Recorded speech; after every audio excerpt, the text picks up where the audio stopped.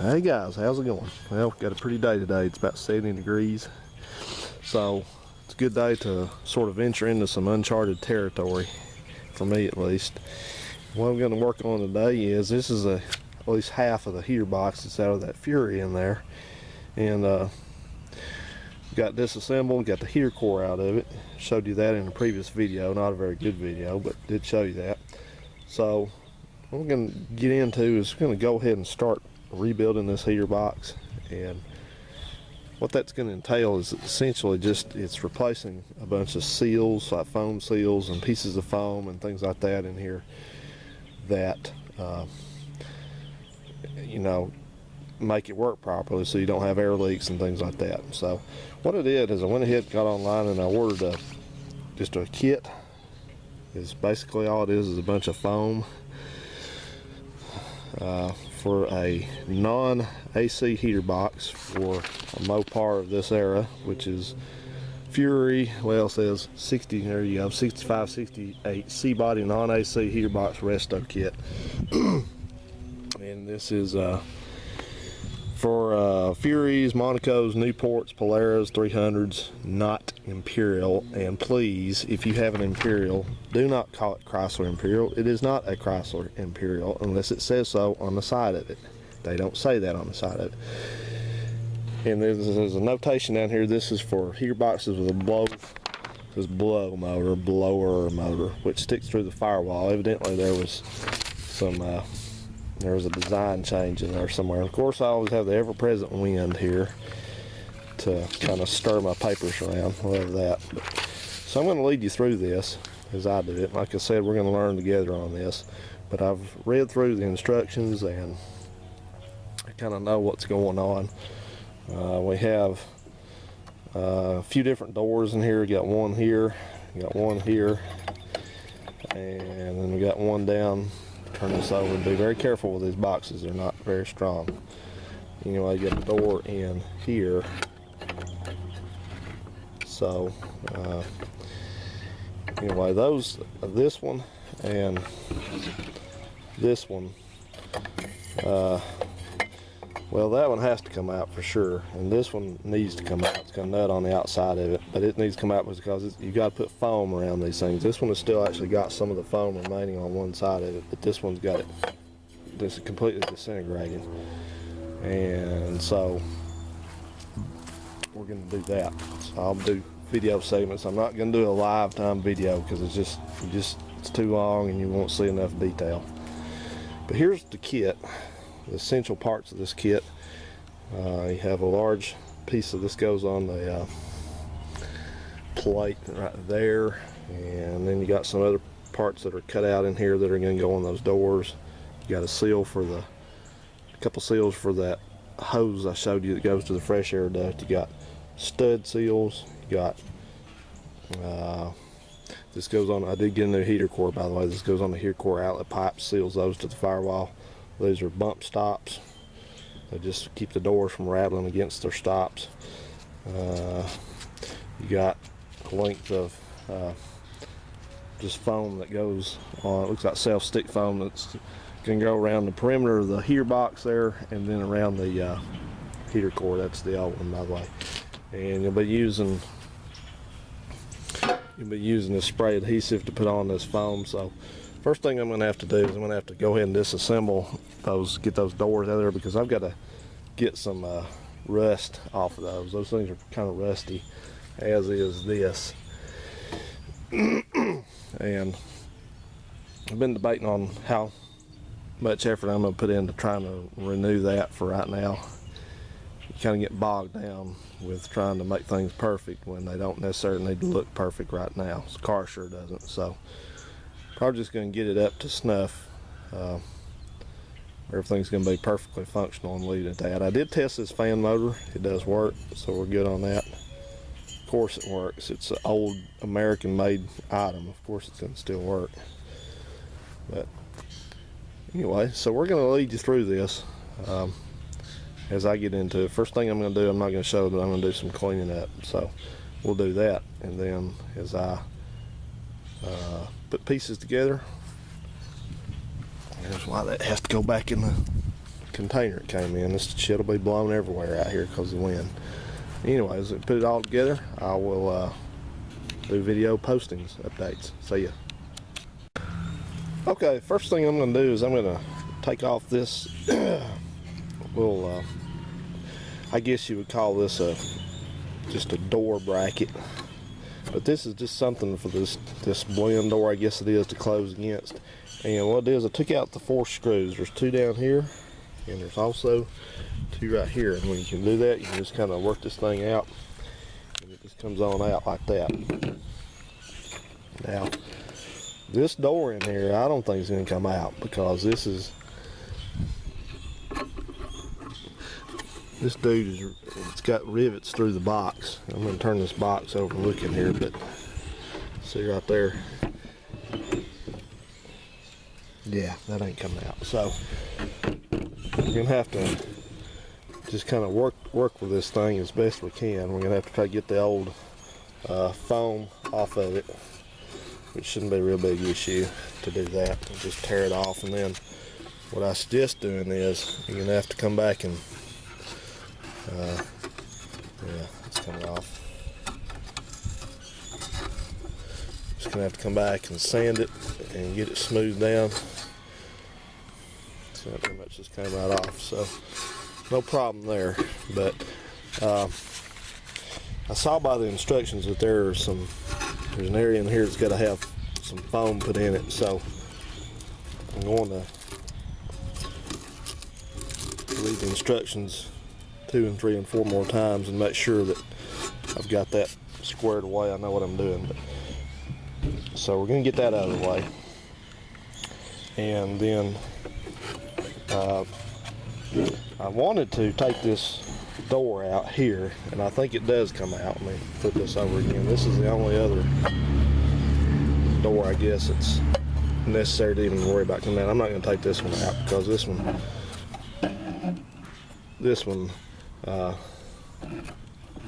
that's another nightmare I probably don't want to get into, so I might. We'll see. It's got a nut on it here, and this one's got a nut over here, right there. So anyway, I'm going to work on taking those out, and I will detail how I did that. Okay, we're going to work on this little small door, getting it out now, and I went ahead and removed the fastening hardware. It's just got a little this actually goes like that. It was on there, just held on with a 9/16, I'm sorry, a 7/16 nut, and it just slipped on off pretty easy. So let me get the tools out of the way here, and let's see if I can do this one-handed. Turn this back over, and it should come on right out. There it is. So I'll stand in front of this box so I don't turn it over on the ground. What we're going to do with this thing is it requires that it has a piece of foam put on this side, and then it has a spot here where you're going to put a bump stop, one of those little pieces of foam on it. So I'm just going to go ahead and take some sandpaper and clean this up and get it smoothed down and ready to put the foam on it. And then we'll put it back in. Now, this has I see it's got a little bit of a spot right here. Looks like it had some foam on it right there. So I'm going to check the instructions and make sure those instructions they're out of order and they're oblique at best. So I'm going to make sure before I put this thing all back together. There's probably obviously a piece that's got to be glued in there, so I'll do that also. See you in a bit. Okay, we have several minor operations to do with this door right here that I took out. Cleaned it up. I did not do a concourse job of rust removal, but I got it nice and clean. This is the door that goes in here like this. Sits in here and it works back and forth like that. So we've got to do a couple things to this door itself. On this curved side, the inside part here, see, like that, we have a piece of foam which is right here. It comes in a kit. It's going to have to be glued to this, I have a few products at my disposal I'm going to use for these different operations. This is what I'm going to use for that. It's just spray adhesive. And then on the other side of this door, you should still have a witness mark. You're going to have to put a piece of this roll of foam that I showed you over there, this stuff here. That stuff. You're going to use your measuring tape and you're going to cut off a 2-inch piece of foam, and you're going to, it's self-stick, I believe. Let's see here. Let's see. Got 2 different pieces, and you're going to glue that to this side here, the side opposite where you're going to put the foam on at, the big piece of foam. And then, geez, we don't need the fire truck, do we?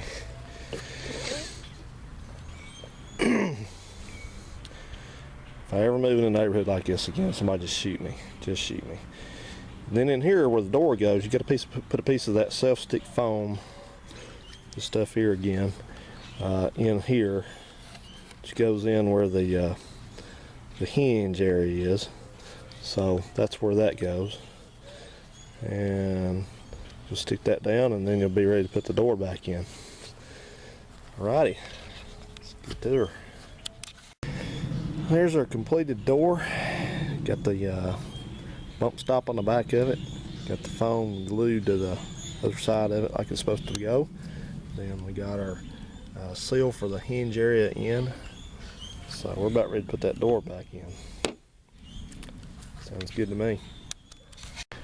Alright, well, you might not be able to see it too well, but I'm working on this large door now. This is called a large inner door, and I'm ready to put my piece of foam on it over there. And what I'm using for this operation is I'm using a little bit stronger product. I'm using some Weatherstrip adhesive. You can get this in a tube at any local parts store. And so we'll let that tack up just a bit, and we'll install that. And this thing says that this foam goes on both sides of this. I don't think so. We can get this further back together and we'll find out. But I'm thinking not. So let's do that step now. We'll be right back. Okay, we'll flip this box back over. Hope you can hear over all the damn noise out here. But you're gonna have to put a long piece that's supplied in there of this. They call this charcoal colored weather stripping. I just used my Weatherstrip adhesive, and that's real nice, except that this thing is too short. I don't know if you can see it, but it came up short on that end right there by about 1/2 inch. So sectioned another piece, a spare piece out, and I'm just gonna go ahead and put that in there. Have to call it good. That's kind of ridiculous, isn't it? And something I noticed right away when I took this door, goes frame, I guess you could call it, that goes back in here like that. Something I noticed right away was that the oh, wait a minute. Okay. No, it's not right. That can't be right. I'm not too fond of this kit. This kit is, I'll tell you something.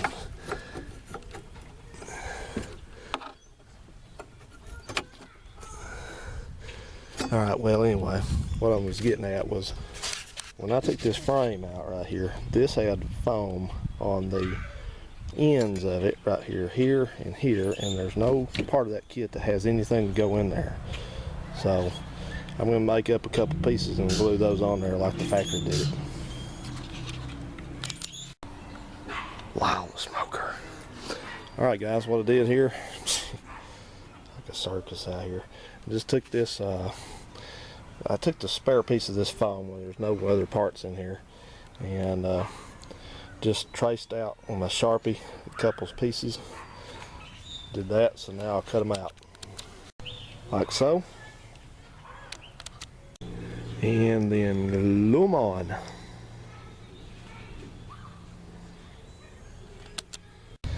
Alright, well, after studying this door assembly for a little while, I came to the conclusion that yes, it needs a seal on this side of it here, but the way this was never going to work. That one piece hole, one piece like goes on the other side of it, that is never going to work on this side. So what I did was I took the piece and I cut it out freehand with my scissors, and I'm just going to glue it on here, see, because it has this raised up portion in the middle, and that will never work. I don't care what they say. So I'm going to go ahead and take my glue and glue it in there, and we'll see what our final result looks like.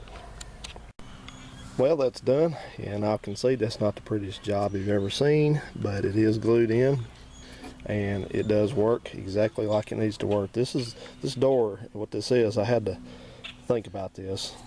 This is your fresh air intake. This has got a pipe over here, a little flexible duct that goes to the, where the outside of the car under the windshield and that area is. So what this door is, this is the, I guess this is going to be the recirculation door, and this has to cut off the airflow. So there has to be foam on each side of that to seal like it does. So that had to be done. Of course, I don't think that would ever work. It might have, but I just didn't want to do it that way. So I think my way will be fine. And then I've got my end seals put on there just like Chrysler did it. So it's not too, the kit's nice, but I'm just not too crazy about the instructions. This thing, they've left some stuff out, and it's all over the place. So don't you can use instructions, but don't expect to have to do it in exactly the order they say. Okay, I put the small inner door back in. You see my installation here. Right here wasn't perfect, but neither was Chrysler's, so it's all good.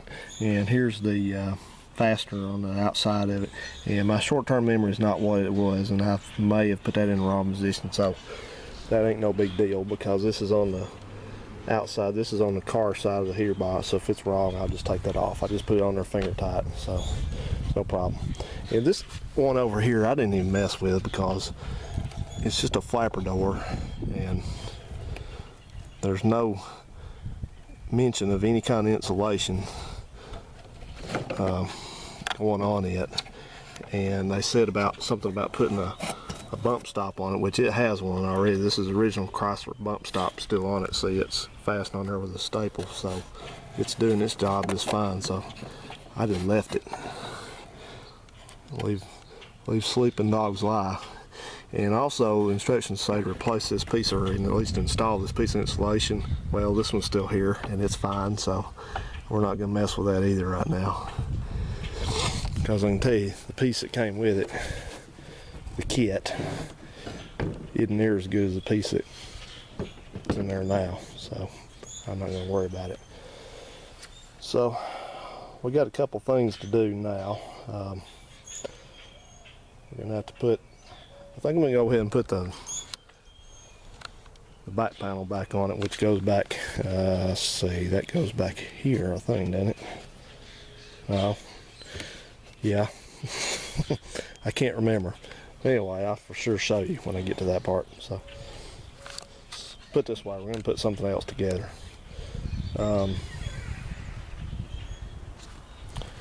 Confusing myself here somehow. Oh yeah, okay, I know what we got to do here. The heater goes on, the boiler motor goes on the back right here, so we'll do that now.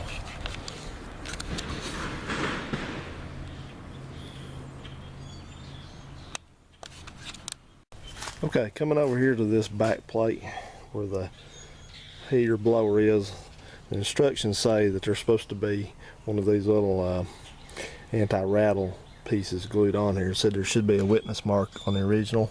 The original was, there's not, but it goes right here.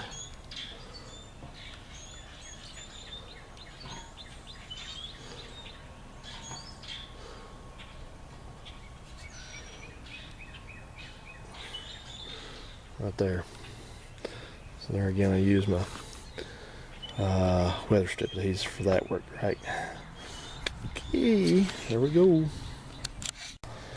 Okay, well, I have followed the instructions in the book, and I have applied weather stripping to this heater box where it says to put it.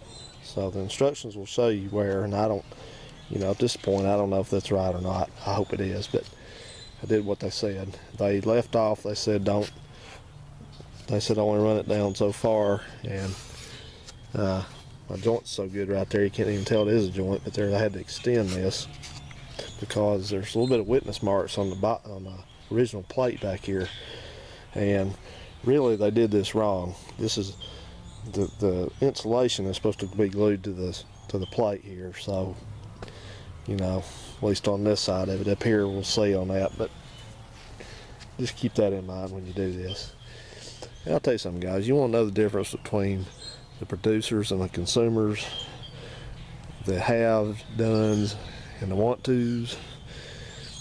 In the space of time that I've been out here, about an hour and a half, all this noise is going on, but my neighbors over there have come in and out of their door about half a dozen times, talked a little bit, went back in. They came out and all sat there for about 15 minutes, turned the radio on, sat out another 5 minutes, turned the radio back off, got piled in the car and went somewhere. Now I think they just got back. See there? I told you they were back. You know, so at the end of the day, bless their hearts, but at the end of the day, what the hell are they going to have done? You know, hopefully I'll have a heater box put back together, ready to go. And what will they've done? Spent money, smoked cigarettes, drank beer. You know, think about what you want to do in your life. You need to think about whether you're productive, or you're a producer, or you're just a consumer. Are you just along for the ride, or what are you doing? Alright guys, onward. Okay then, I'll get the back plate on, and in the interest of continuing with the assembly, I'm short some of my screws, so I'm just going to go ahead and I'll put those in post-production. So now we're ready to put the heater core in. Alright, well, before you put this heater core in, you got to put a seal on it. This is it. Came in a little kit there, and it just goes around the outside here. The old one actually had one. You can, ew. Well, that was in good shape, wasn't it? See how that looked. Still on there.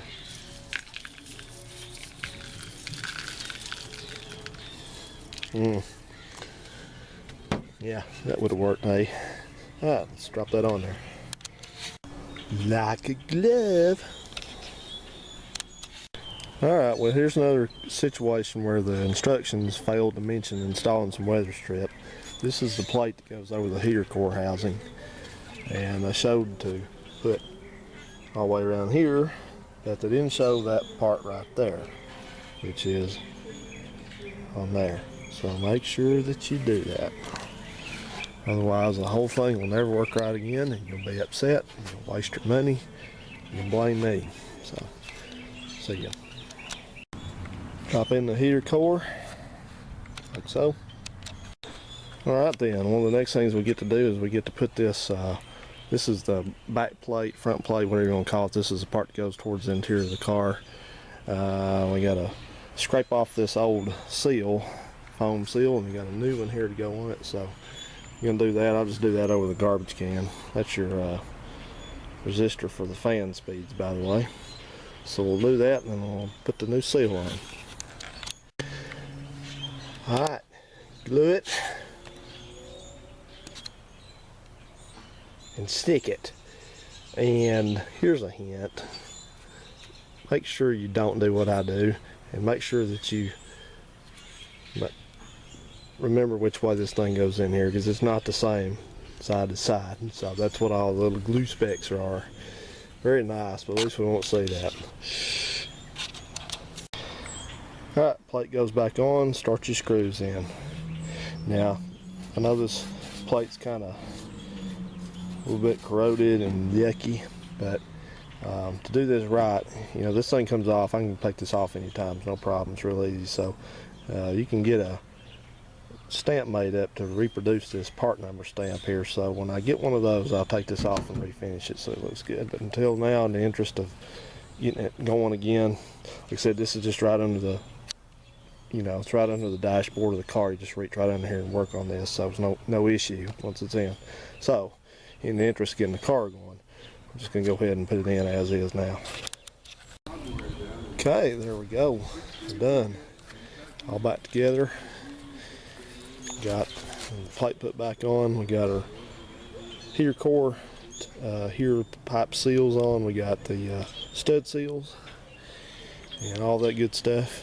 And so still lacking some screws. We'll go ahead and put all those back in when I get them. Might get some new ones that look good. Some of those a little bit rusted. And I'm probably going to go ahead and do this stamp, get that thing on its way, so I can take that plate back off and clean it and paint it, because that'll bug me. That does look kind of crappy. So, all right, guys, that's just a general overview on how you do one of these. I don't know how many people have a 65 through a 68 Fury, but now or Monaco or Polara, I guess people do have them still, hope. Anyway, I wanted to mention one thing. You know, the instructions said this is for the kind that has a rear mounted fan motor, and that's this one. You're looking at the firewall side. So I think some of the early cars had the fan somewhere else on one side of it somehow, maybe over here or over here, I don't know. But anyway, so the kit I use is specifically for this one. So if you have any questions, feel free to ask them, and I'll try to answer them. And now I'll button up the fuel screws and stuff in this one and put it aside, and we'll be ready to start the fun process of sanding and cleaning and painting that dash frame up, getting it ready to go back in too. Thanks for watching, guys. I'll have a good one.